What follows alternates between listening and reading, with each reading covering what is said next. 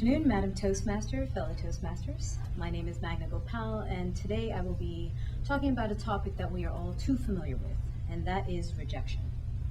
We have all been exposed to rejection throughout our lives. As a kid, when I asked for seconds for dessert or to extend my curfew, I was told no.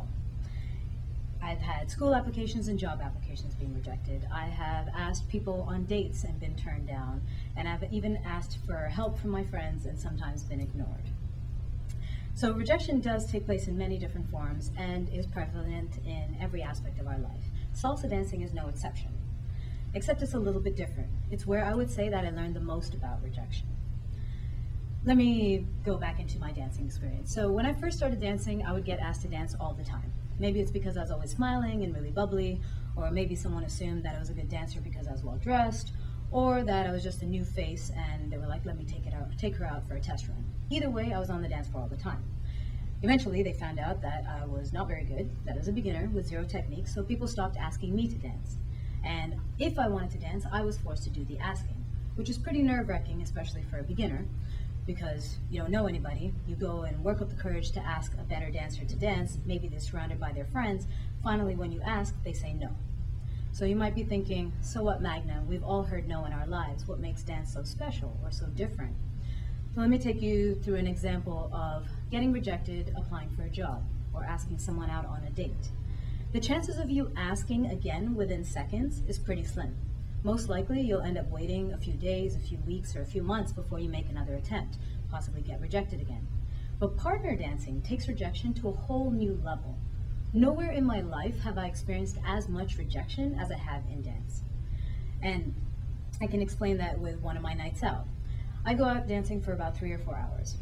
The average song lasts 5 minutes, so there are about 12 songs in any given hour. And I would want to dance to all of them. But initially I'd get rejected half the time. So that meant 6 rejections in 1 hour.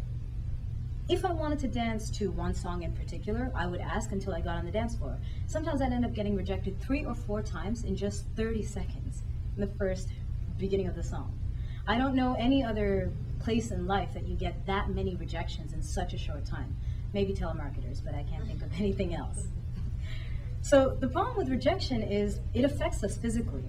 And you have this tension develop in your body. Your heart sinks into your stomach and you feel defeated. And if you increase the number and the frequency to what I was experiencing, you just feel broken. So my response to that was suppress the feeling and forget the experience. But eventually I realized that there are always lessons to be learned and opportunities for growth. I just had to find them. But I would never be able to do that if I kept pretending that it never happened. So what I did instead was revisit some of those experiences. The first lesson I learned was not to take rejection personally. Even if it was a personal rejection to my state or my way of dancing at that moment, it said nothing about my ability to be better in the future. The second lesson I learned was to take every request I made and every rejection I received as a case study and analyze it to improve my method for asking, how I asked, when I asked, and whom I asked. And what I discovered was, when I did take rejection very personally, I was hurt and disappointed.